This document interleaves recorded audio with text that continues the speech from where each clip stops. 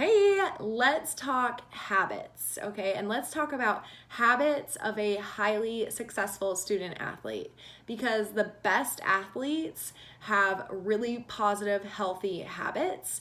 And when we can take action on those habits and make those things become habits, that's when you're going to find success. That's when you're going to find confidence. That's when you're going to feel awesome and amazing and all those things. So I want to go through some habits that I think make a really, really highly successful athlete, one that performs at a high level, that's getting the things done at school, getting the things done on the field and the court, in the pool, wherever you are competing, and is just like that high level athlete, that high level person. So here are some habits that I have listed here. I have agenda / planner, whatever you want to call it, or your calendar, and just planning, like making a plan, creating a plan, working that agenda, and keeping on that consistently. I have time blocking, which kind of goes hand in hand with the planner, but getting those things in, if it's your homework for 45 minutes and like setting a timer for 45 minutes and getting that done at the time that you put in your planner or agenda. I have journaling, which is something that we work on every day in the Mental Game Mentorship. We are journaling out some different things. It can be gratitude, it can be positive self-talk, it can be visualization, what you visualized.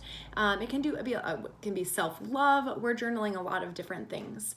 And then I have visualization, which kind of goes hand in hand with journaling, but visualization, you've heard me talk about this a million times, but it is so powerful. Visualization and seeing yourself succeeding in the things that you want, the things that you want to achieve is so important and so powerful. And then I have positivity. So just all around having a more positive outlook, having that perspective, having that positive self-talk, giving yourself grace. That is a habit that someone that is performing at a high level is really good at. And then I have healthy eating, which we just, in a big summary of things, fueling your body the right way. Fueling your body with the right food so that your brain and your body can perform at the level that you want as an athlete.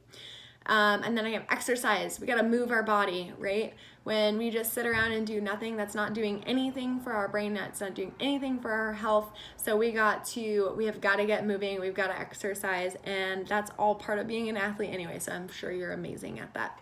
And then self-care.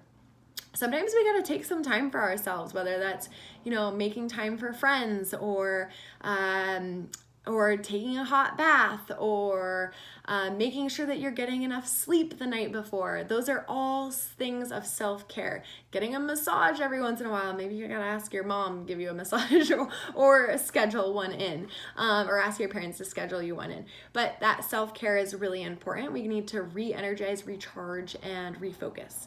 But out of all of those, I really wanted to talk about the agenda and the planner because I have a lot of athletes always ask me, like, the question that I get a lot is, how do you manage, your schoolwork and performing at a high level and being an amazing athlete? How do you do both of them at the same time? How do you do school and softball? How do you manage all of the things, and bringing in social life as well? How do you do it all?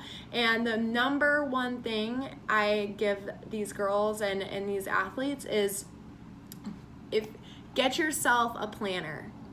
Get yourself a calendar, get somewhere to get organized, an agenda, a planner, a calendar, whatever works for you. When I was growing up, I always had a handwritten one. So I always had a physical planner because I really liked being able to write things out. I highly suggest doing that.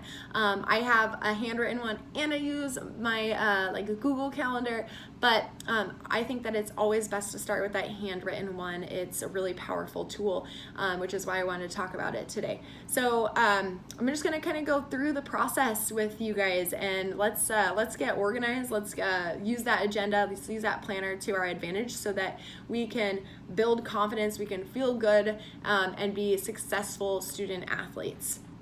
So first thing, you're gonna have to take a day at the beginning of your week and just kind of look at the week ahead.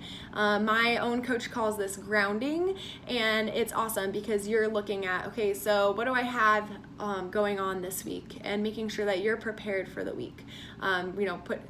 That's looking at your games, your practices, your schoolwork, what extra lessons, what extra work are you getting in that week.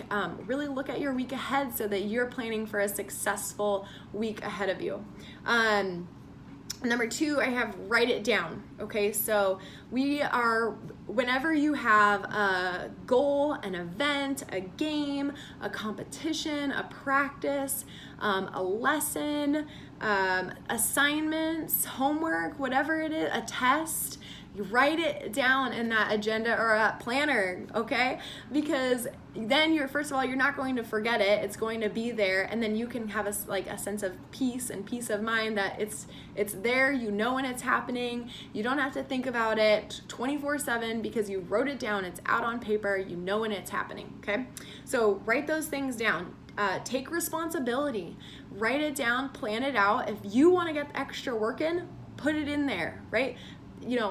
Friday at 3 p.m. when I get off of school, I'm gonna go out and I'm gonna hit 100 balls. Or Saturday morning, I'm gonna wake up a little bit early. I'm gonna get out at 7:45 and I'm gonna go and I'm going to get some extra reps from 8 to 8:30.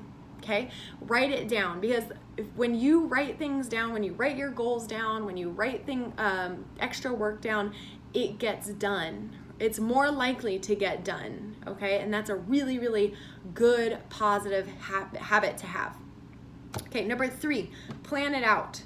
Set yourself up for success, right? So let's say you have an assignment due, 2 weeks from now, or you have to read a whole book in 1 month, or your goal is to read a book in 1 month.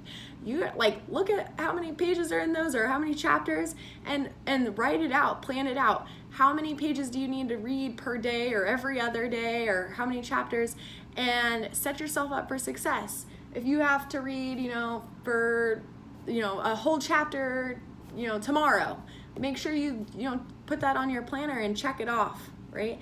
Because remember, when you write things down, you're more likely to get it done. So setting yourself up for success by planning out.